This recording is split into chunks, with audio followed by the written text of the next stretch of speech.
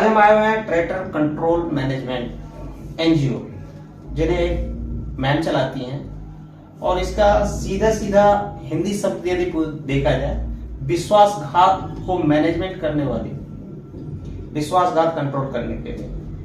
आज ऐसे ही एक शख्स के साथ में विश्वासघात हुआ और उन्हें कई लाखों के फ्रॉड से बचाया गया। और इसमें मैम जो है सवेरे 8 बजे से लेकर के करीबन 1 बजे तक कंटिन्यू धूप में खड़ी रही और उन्हें इस मुहिम को रोका। ना जाने उन्होंने कितनों के साथ कर रखा था, इन्हें कहीं से पता चला और इन्होंने एक चीज सोच रखा, जो हमारे एनजीओ विश्वासघात को रोकने के लिए प्रयत्न कर रही है और उसे हर हाल में रोका जाएगा। कल से इनकी पूरी प्लानिंग बनी और पूरी प्लानिंग के साथ में जो विश्वासघात कर रहा था उन्हें रोकने की तैयारी सवेरे 8 बजे से लेकर के 1 बजे तक कंट्रोल किया। उससे क्राइम ब्रांच वालों को जब तक हत्थे नहीं चाहा और जब तक कि उनका पूरा रिपोर्ट नहीं बन गया तब तक वो साथ रहे। इनके बारे में विस्तार से जानकारी जानते हैं मैम से, और जिनके साथ हो उनकी भी जुबानी। आइए देखते हैं। जय हिंद मैम। जय हिंद। मैम, आपको कैसे पता चला कि विश्वासघात लोगों के साथ होता है? मैंने कई केस देख लिए हैं ऐसे विश्वासघात वाले, और विश्वासघातियों को भी देखा हुआ है। मैं जानती थी इस बारे में, तो अब ये कल मेरे पास आया कि मैम मेरे साथ में ऐसा ऐसा हो गया है, और एक मेरी सिम कार्ड ले गया है निकलवा के, और ऐसे ऐसे उसने 4,75,000 का लोन करा चुका है, जो कि मुझे पता ही नहीं है। तो मैम उसका आपने कहाँ भिजवाया, किसके पास भिजवाया? मैंने इसको इस एप्लीकेशन ली अपने पास। आपको मैम फिर आपने उसको कैसे पकड़ा? हमने मीडिया का सहारा लिया और अपनी टीम तैयार की, और इसकी बातों में सच्चाई देखी, तो हमने बोला कि भाई उस इंसान को पकड़ना चाहिए ताकि आगे भी कोई किसी के साथ फ्रॉड ना कर सके। हम सुबह 8 बजे से इधर बदरपुर बॉर्डर से आगे कौन सा हॉस्पिटल है, क्या नाम है उस हॉस्पिटल का, यूनानी हॉस्पिटल के पास में हम खड़े हुए थे, और 10:22 पे वो बंदा पहुंचा है वहाँ पे। उससे पहले हमें 2 बंदे और मिल गए थे जिसने उसकी शिकायत की थी। ठीक है, वो 10:22 पे पहुंचा और हमने उससे पूछताछ की। उसके बाद वो दोषी पाया गया उसमें, तो हमने क्राइम ब्रांच को बुला के उसके हवाले कर दिया। मैम इसमें तो उनकी टीम तो और भी होंगे, फ्रॉड करने वाले तो अकेले चलते नहीं है, तो उसमें कितने बंदे होंगे उनके करीबन आसपास? काफी बंदे हो सकते हैं। और हाँ होंगे। उसने फोन किया, जो उसके मोबाइल में जिसको उसने फोन किया उसका नाम बॉस के नाम से नंबर पड़ा हुआ था। आप ये देख सकते हैं कि कोई भी अपने सीनियर को सर करके लिखा जाता है, लेकिन वहां पे बॉस, इसका मतलब इनके पीछे और भी बॉस होंगे। फिर उसके बाद मैम? उसके बाद हम भी क्राइम ब्रांच पहुंच गए। वहां पे उन्होंने उस शख्स ने अपने उसे बॉस को फोन किया, अपने रिश्तेदार को फोन किया, अपने घर वालों को फोन किया, लेकिन 3 बजे तक कोई भी वहां नहीं पहुंचा। मैम जैसे कि मैं कंटिन्यू आपके साथ में भी रहा हूँ, तो जहां तक कि उनसे पता चला कि 16 तारीख को उसने एप्लीकेशन ऑलरेडी लोन के लिए लगाया था और इनका लोन होते होते बच गया। यदि लोन हो जाती तो उस कंडीशन में आपके पास कितने बंदे आते हैं? उस कंडीशन में काफी बंदे आते हैं मेरे पास में, कैसे ऐसे हमारे साथ में घटना हो गई है।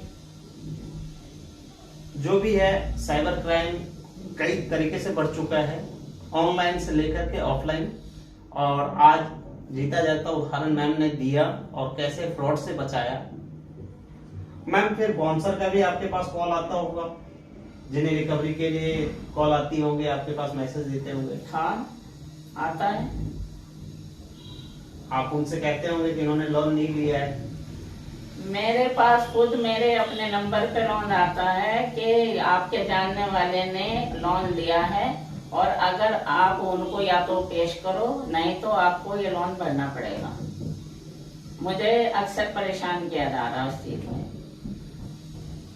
लोन एक ऐसी दुखदाई बन गई है जो कि आज के जमाने में देखा जाए तो छोटे से लेकर के बड़े तक हर कोई लोन में डूबा हुआ है। आपने किसान कर्ज का भी सुना होगा और विजय माल्या को भी सुना होगा। विजय माल्या उच्च तबके का और किसान जो है वो छोटे तबके का है। और मिडिल वर्ग के लिए मुद्रा लोन योजना भी चालू हुआ। आज तो और इतना आसान हो चुका है कि आप एक मोबाइल खरीदने के लिए भी जाते हैं तो उसमें भी आपको लोन मिल जाता है। इस ऑनलाइन को फ्रॉड को बहुत ही तरीके से जो धोखाधड़ी करने वाले होते हैं वो बहुत संजीदगी से करते हैं और पता भी नहीं चलने देते हैं कैसे लोन उसका पास हुआ और कैसे उसके साथ फ्रॉड हुआ। जब तक में उसे पता चलता है लोग परेशान हो चुके होते हैं। मैं जिनके साथ में फ्रॉड हुआ उनका नाम संदीप है, उत्तर प्रदेश का रहने वाला है और वो एक सिलाई का काम करके अपना गुजर बसर करता था। और उस कंडीशन में उसकी फैमिली बहुत ही बैकग्राउंड उनका वीक था और जिनका नाजायज फायदा उठाने के लिए, इंसान तो नहीं कह सकते, मैम ने उन्हें इंसान बोला लेकिन वो इंसान किसी सूरत में नहीं लगता है। इंसान की शक्ल में वो भेड़िया था जिन्हें की हर तरीके से लूट खसोट मचाने की जिम्मेदारी बनी रहती है। वो ये नहीं देखता है कि कौन मजबूर है कौन मजदूर है। वो हर किसी को अपना शिकार समझता है और अपने शिकार को निगलने की कोशिश करता रहता है। और संदीप जैसे शिकार को बचाने के लिए मैम आई और मैम ने बचाया। अगली जुबानी सुनते हैं हम संदीप के साथ। संदीप जी, आपके साथ क्या हुआ? मुझे ऐसा शख्स मिला जो लोन के नाम पे लोगों को बेवकूफ बनाता था, अपनी जेब भरने के लिए, अच्छे खासे इंसान को बर्बाद करने के लिए और तैयार खड़ा रहता था। आपके साथ क्या हुआ? उसने मुझे अपने झांसे में लिया। कैसे? कहा कि अगर आपको कोई परेशानी कोई दिक्कत है हम आपको लोन देंगे, दिलवा देंगे, थोड़ा बहुत कमीशन दे देना हम। मैं उसके झांसे में बड़े प्यार से आ गया और मैंने बात के लिए हाँ कर दिया। जिस तरीके से उसने मुझे समझाया उसका तरीका क्या था? तरीका क्या था? तरीका उसका ये था कि आपको लोन मिल जाएगा, पूरी हेल्प मैं करूंगा और कोई दिक्कत किस तरीके नहीं आएगी। और मैंने बहुतों को दिलवाया है, तुम्हारा कोई कुछ बिगाड़ेगा नहीं। जैसे लोन में होता है सब धमकी देते हैं, ऐसा कुछ नहीं होगा, बाकी हम तुम्हारे पीछे बैठे हैं, तुम्हें संभाल लेंगे, कोई दिक्कत नहीं है। उसने हर तरह की बात कह के मुझे सपोर्ट किया तरीके से। कितने का लोन था? लोन था ओनली 30,000 रुपए का। अगर वो भाग भी जाता तो भर सकता था, कोई दिक्कत नहीं थी मुझे। पर जब मुझे डाउट हुआ, उसके पास मेरी सिम थी। सिम कैसे गई? उसने मेरी आईडी पे सिम ले ली थी। आपकी आईडी पे सिम आपसे छीन के लिया? मांग के ली थी। मांग के ली थी। आपने स्वेच्छा से दिया? उसने ना वापस की ना मैंने मांगी। आपने स्वेच्छा से दिया या आपसे छीन करके लिया? उसने बातों में घुमा कर मुझसे ले ली। उसने कहा कि कल मैं आपको दे दूंगा। कल के नाम पे उसने मुझे कल मिला और थोड़ा बहुत घुमाया और बोला कल दूंगा। इस तरह करके उसने फिर 4-5 दिन मुझे नजर नहीं आया ना। ये बात कितने तारीख से शुरुआत हुई है? बात शुरू हुई 11 तारीख से। 11 अक्टूबर 2022। 11 तारीख को हमारी पहली मुलाकात हुई। मैंने सोचने का टाइम लिया, निकल गया। 12 तारीख को साथ में सिम ले ली, दे दी। 12 तारीख को आपने सिम दिलवा दी।